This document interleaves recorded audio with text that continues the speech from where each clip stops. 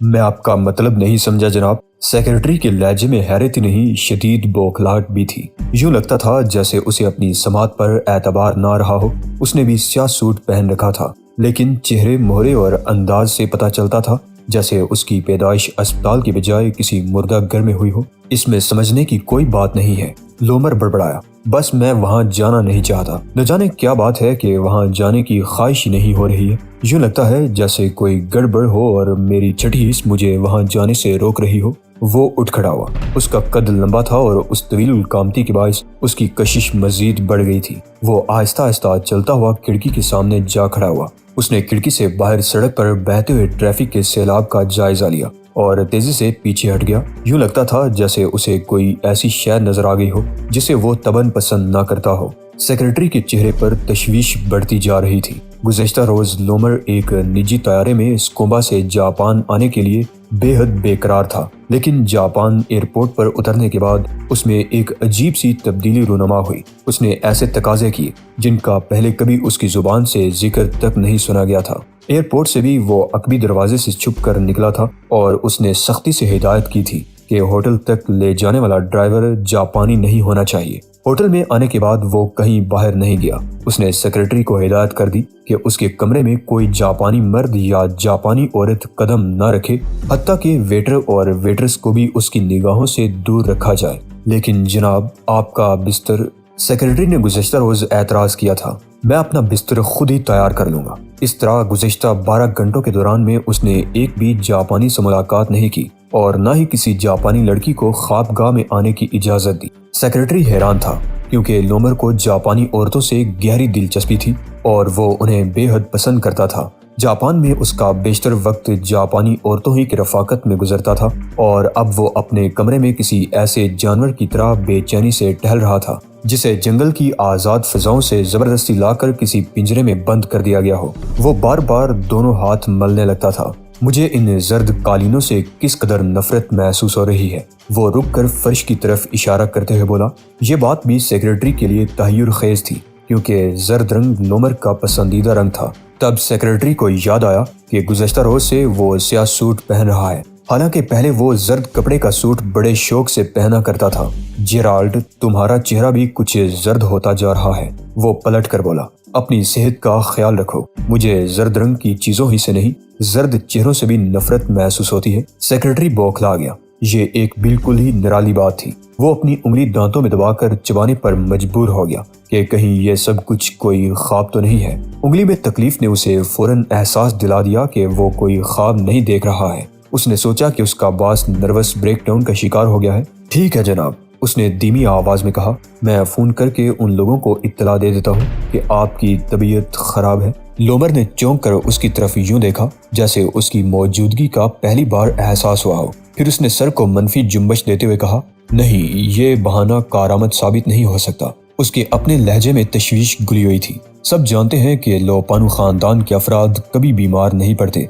कम से कम मेरे डैडी इस बात पर कभी यकीन नहीं करेंगे। हमें इस मीटिंग में जाना ही पड़ेगा। जेराल्ड, बस यही कोशिश करना कि हर मुमकिन जल्द ये मीटिंग खत्म हो जाए। मैं वहाँ ज्यादा देर नहीं बैठ सकूंगा। वो इमारत से बाहर आए। लोमर ने एक ऐसे रास्ते का इंतखाब किया जिसमें किसी से मुठभेड़ का इम्कान बहुत कम था। इस सिलसिले में जेराल्ड ने उसकी खासी मदद की। बाहर जो कार खड़ी थी उसका ड्राइवर एक स्याह फाम था। कार की खिड़कियों पर ऐसे पर्दे पड़े हुए थे जिनसे बाहर नहीं देखा जा सकता था। मंजिले मकसूद पर पहुंचकर वो कॉन्फ्रेंस रूम की तरफ जाने वाली राहदारी में चलने लगा। लोमर अपने सेक्रेटरी की तरफ झुकते हुए बोला, मेरे करीब ही रहना जेराल्ड, मुझे किसी वक्त भी तुम्हारी जरूरत महसूस हो सकती है। सेक्रेटरी ने उलझन आमेज अंदाज में सर हिला दिया। बहुत बेहतर जनाब, उसने कहा। वो हैरान था कि आखिर लोमर किस परेशानी में मुब्तला है। कॉन्फ्रेंस रूम के दरवाजे पर पहुंचकर जेराल्ड जल्दी से आगे बढ़ा। उसने दरवाजा खोला और फिर एक कदम हटकर खड़ा हो गया ताकि लोमर कॉन्फ्रेंस रूम में दाखिल हो सके। कमरे में मौजूद 14 जापानी बिजनेसमैनों की निगाह जैसे लोमर पर पड़ी, वो उसकी पजीराई में उठ खड़े हुए। उनके उठते ही और उन पर निगाह पड़ते ही लोमर की अजीब हालत हो गई। सेक्रेटरी ने देखा कि लोमर यूं झिझक रहा है जैसे उसके सामने 14 कारोबारी आदमी उसके इस्तकबाल में नहीं बल्कि उस पर हमला आवर होने के लिए खड़े हुए हों। लोमर दरवाजे में ठिठक गया जैसे उसका पूरा वजूद, उसकी पूरी हस्ती और उसकी रूह तक मुंजमद हो गई हो। उसकी आंखें फटी फटी सी लग रही थी, उनमें वहशत तैर रही थी। اور چہرے سے ہوائیاں اڑتی محسوس ہو رہی تھی۔ سیکرٹری نے لومر کی یہ حالت دیکھی تو وہ جلدی سے دروازہ بند کر کے آگے بڑھا اور کانفرنس روم میں موجود لوگوں کی طرف تعظیماً جھک کر بولا، بہت بہت شکریہ حضرات۔ اس کا لہجہ بے حد مؤدب تھا۔ براہ کرم اپنی اپنی نشستوں پر تشریف رکھیے۔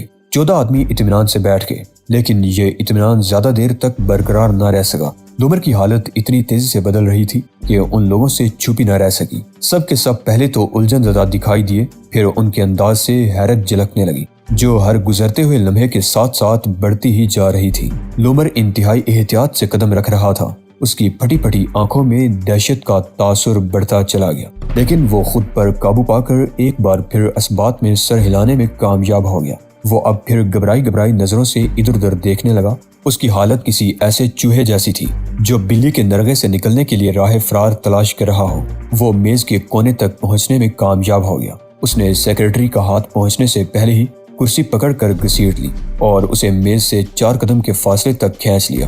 پھر وہ کرسی کے کنارے یوں بیٹھ گیا جیسے کسی بھی لمحے بھاگ اٹھنے کا ارادہ رکھتا ہو۔ اس کا دل شدت سے دھڑک رہا تھا۔ سیکرٹری اس سے زیادہ دور نہیں تھا اور لومر کی دھڑکنوں کی آواز اسے بھی سنائی دے رہی تھی، یا پھر ممکن ہے یہ خود اس کے اپنے ہی دل کی دھڑکنوں کی آواز تھی۔ وہ بھی بری طرح گھبرا رہا تھا کیونکہ لومر کی وجہ سے اس پر بہت بڑی ذمہ داری عائد ہوتی تھی۔ 14 جاپانی بزنس مین تجسس بری نظروں سے لومر کی طرف دیکھ رہے تھے۔ ان میں سے تقریباً ہر شخص پہلے کبھی نہ کبھی اس سے مل چکا تھا۔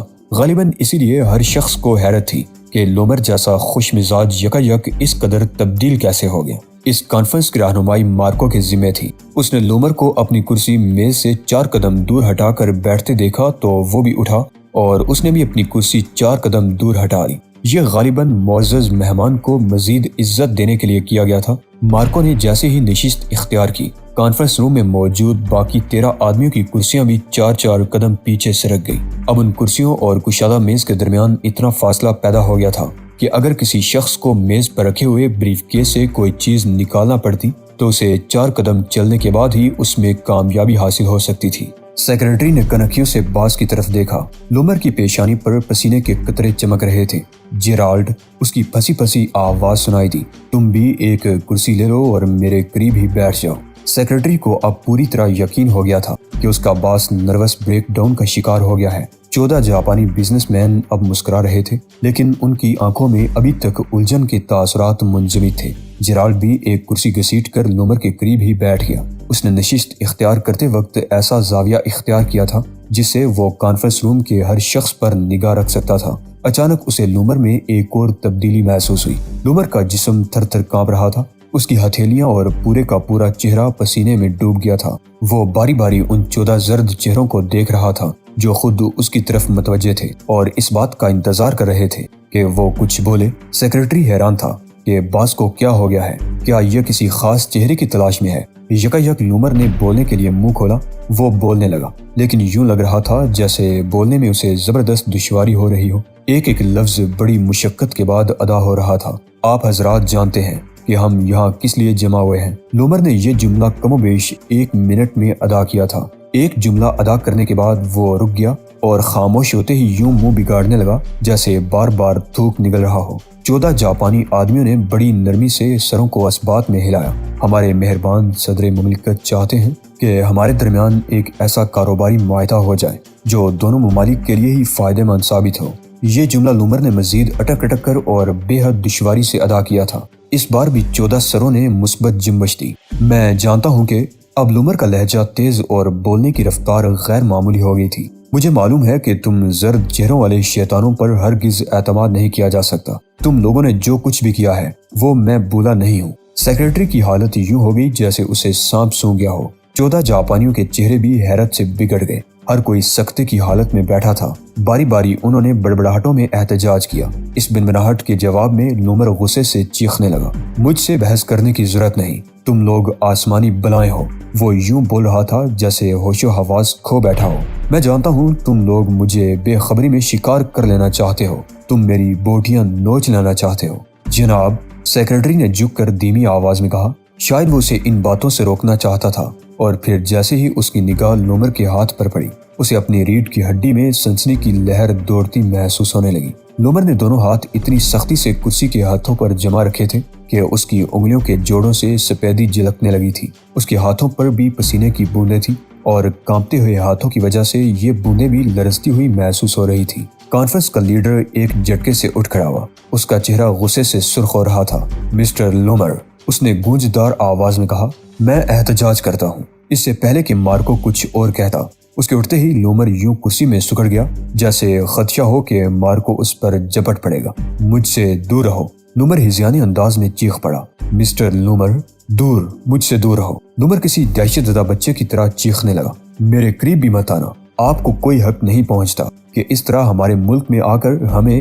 اس سے پہلے کہ لیڈر مارکو کی بات پوری ہوتی، اس کے 13 ساتھی بھی اٹھ کھڑے ہوئے۔ ان میں سے ہر ایک کا چہرہ غصے سے سرخ ہو رہا تھا، لیکن ان کی آنکھوں میں اب بھی تحیر کی جھلک تھی۔ انہیں حیرت تھی کہ ایک ایسا شخص جس کے ملک نے خصوصی درخواست پر یہ میٹنگ طلب کی تھی، وہ اس قسم کی توہین آمیز باتیں کیوں کر رہا ہے۔ پھر خود اس کی حالت کسی ایسے بچے جیسی ہو رہی تھی جسے ہر طرف سے آسیبوں نے گھیر لیا ہو۔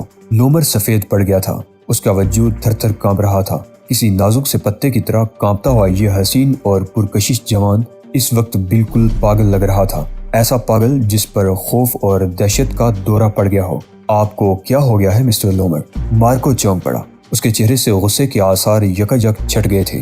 یوں لگتا تھا جیسے اسے احساس ہو گیا ہو کہ لومر کسی ذہنی عارضے میں مبتلا ہو گیا ہو۔ اس احساس نے مارکو کے دل میں لومر کے لیے ہمدردی کی لہر دوڑا دی اور وہ اسے سہارا دینے کے لیے آگے بڑھا۔ اسے اپنی طرف بڑھتے دیکھ کر لومر کی چیخیں دلدوز ہو گئیں۔ نہیں، میرے قریب مت آنا، وہ حلق پھاڑ پھاڑ کر چیخنے لگا۔ اس نے دونوں ہاتھ یوں سامنے پھیلا لیے جیسے وہ اپنی طرف بڑھتے مارکو کو پرے دھکیلنا چاہتا ہو۔ یکایک وہ یوں گونسے چلانے لگا جیسے کمرے میں موجود 14 کے 14 جاپانی اس پر حملہ ور ہو گئے ہوں اور وہ دفاع کر رہا ہو۔ دور رہو زرد شیطانوں، مجھ سے دور رہو۔ تمام جاپانی حیرت سے ایک دوسرے کی طرف دیکھنے لگے۔ سیکرٹری جیرالڈ کا جسم بھی پسینے میں نہا گیا تھا۔ اس کی سمجھ میں نہیں آ رہا تھا کہ ان حالات میں کیا کرے۔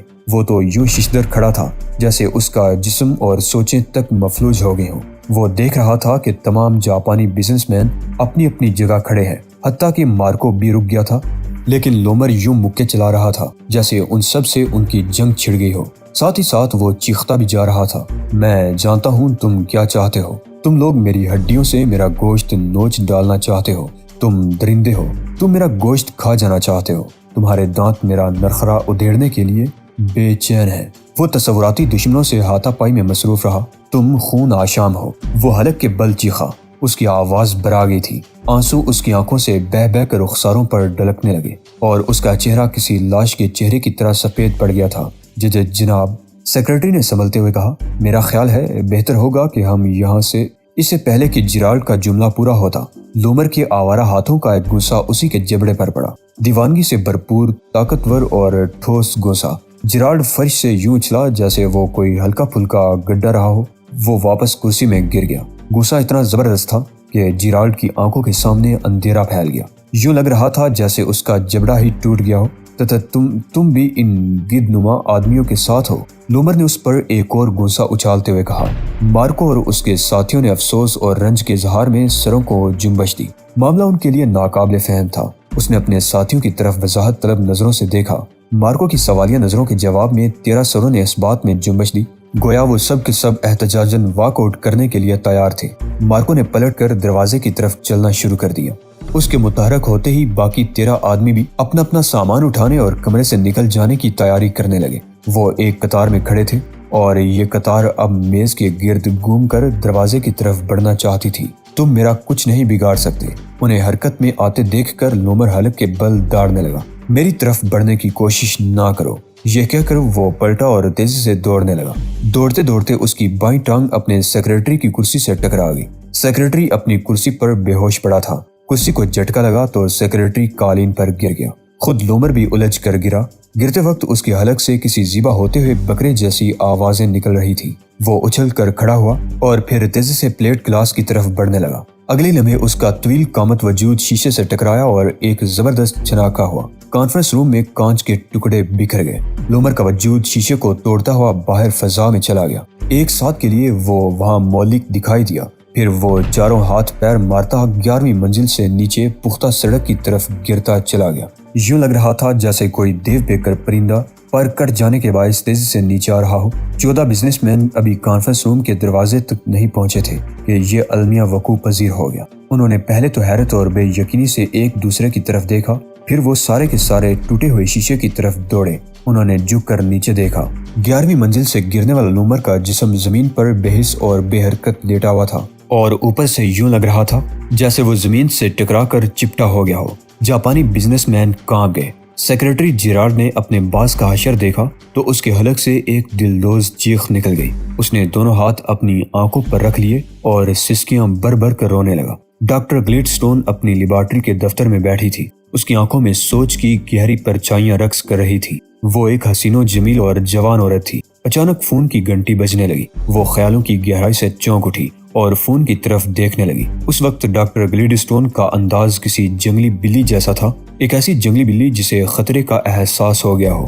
فون کی گھنٹی صرف ایک بار بجی تھی اور پھر خاموش ہو گئی تھی، لیکن اس کے خاموش ہوتے ہی ایک سرخ بلب روشن ہو گیا تھا۔ ڈاکٹر نے میز کے نیچے ہاتھ لے جا کر ایک بٹن دبا دیا۔ اس بٹن کے دبتے ہی دفتر کے سارے دروازے اور کھڑکیاں خود کار نظام کے تحت بند ہو گئی اور فوراً ہی ڈبل لاک بھی ہو گئی۔